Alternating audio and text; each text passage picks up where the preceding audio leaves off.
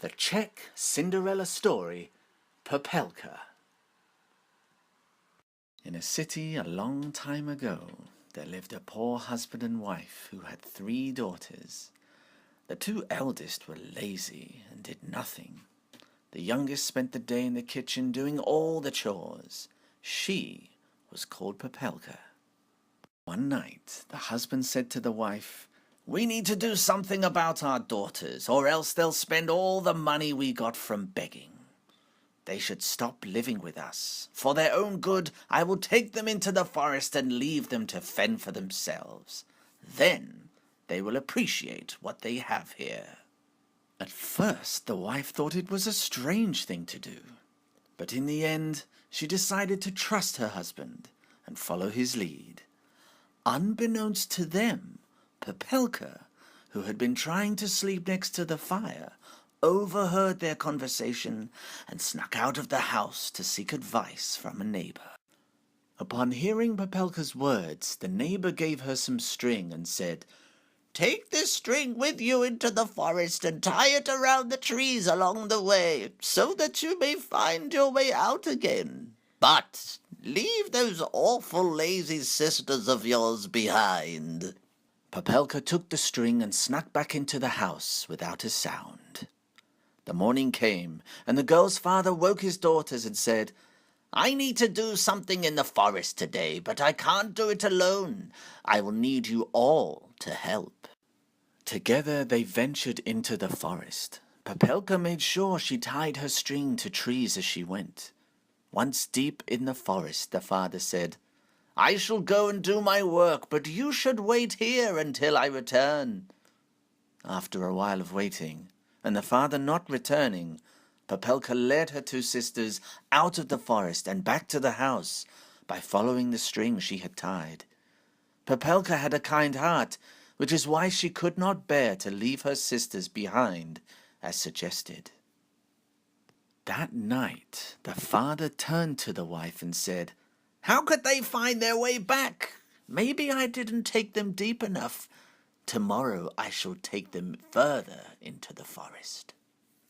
Once again, Popelka was fortunate enough to overhear her father's plans and was able to sneak out to the neighbor for more advice.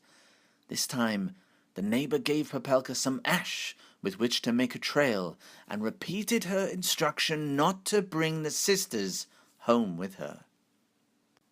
The next morning, the father woke the girls and returned with them to the forest, making sure he went further in.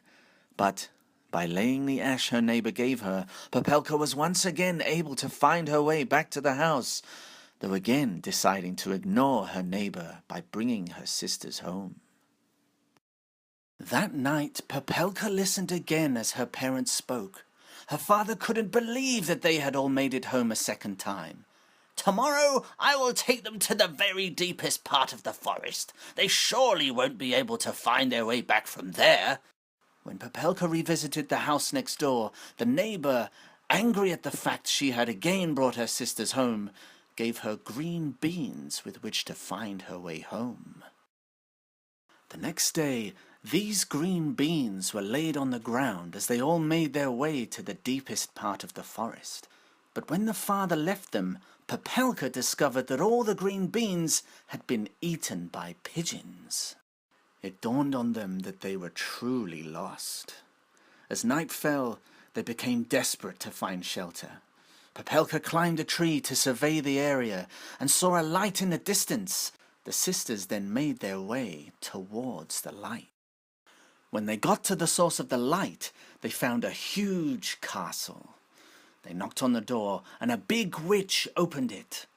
The girls asked if the witch could house them, to which she replied, "My husband eats humans. Are you sure you want to come in?"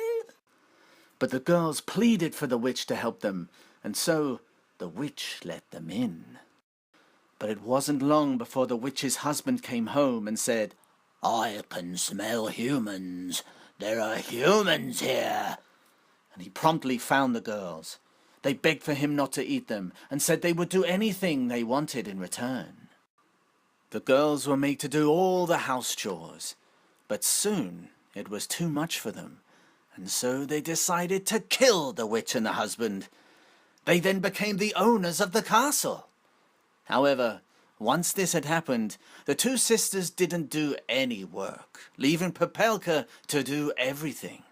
The two sisters only cared about the witch's jewelry. One day, the two sisters heard the prince was having a party, so they went out. Popelka wanted to go, but she had to do work instead. Whilst busy working, Popelka found a key. Popelka tried to find the right door for the key. In the basement, she found a gold, silver, and bronze door. She didn't open the gold and silver door. She opened the bronze door first, where she found a jewelry box. She opened it and saw a note in there. It said, "Whoever reads this note first owns all the jewelry. If you push the wall, you will find a white horse. If you say, 'Fog behind, fog forward,' then the horse will take you wherever you want." Popelka pushed the wall and she found the horse. She took a white dress, which was also in the room, and rode the white horse. She said, "I want to go to the prince's castle. Fog behind, fog forward." Popelka arrived at the castle. The prince fell in love as soon as he saw her. They danced, and he asked her, "Who are you, princess? Tell me your name." Though afraid he would reject her if he found out that she were poor, she replied, "Don't ask my name," and she left the party. The prince really wanted to know her name, and so he decided he would hold another party the very next day for her. Meanwhile, Popelka arrived home before the sisters came and changed her clothes again. After her sisters came in, Popelka asked about the party. "Oh, it was great, and one princess was really beautiful. The prince will have another party tomorrow so he can see the princess again." The next day, the sisters left, and Popelka changed into a pink dress and went to the party. The prince and Popelka danced again, during which he wanted to ask her many questions. Finally, when he tried, she said, "I need to go now. If you want to see me again, you should let me go." Later that night, when the sisters came home, one of them said, "The princess came again, and she was just as beautiful as before. Tomorrow the prince will hold yet another party for her." Then the other sister said, "But you don't have to care about this. You should do the chores as you always do." On the third day, Popelka went to the party with a blue dress, though she left the castle in the same manner as before. But this time, the prince quickly told a servant to glue the floor. When Popelka tried to run, she ended up losing one of her shoes. The prince, who desperately wanted to find his princess, tried to find Popelka with the shoes she left behind. Finally, after visiting countless houses, he found her, and they decided to get married. However, the two sisters wondered how Popelka was able to wear the beautiful dresses and jewelry. Popelka, who had a nice heart, told them the story and gave them the key. But once the two sisters had the key, they went straight to the basement. But because they were greedy, they wanted to open the gold door first. There they found a jewelry box like Popelka did. But when they opened the box, black cats jumped out of it and attacked the two sisters, who were so frightened that they fainted. When they came to, they discovered scars on their faces. They had got punished for the life they had led before. To make things worse, all the jewelry around them turned to stones. But Popelka, who had a kind and warm heart, decided to live with her two sisters and even her parents in the castle. Popelka and the prince lived happily ever after. The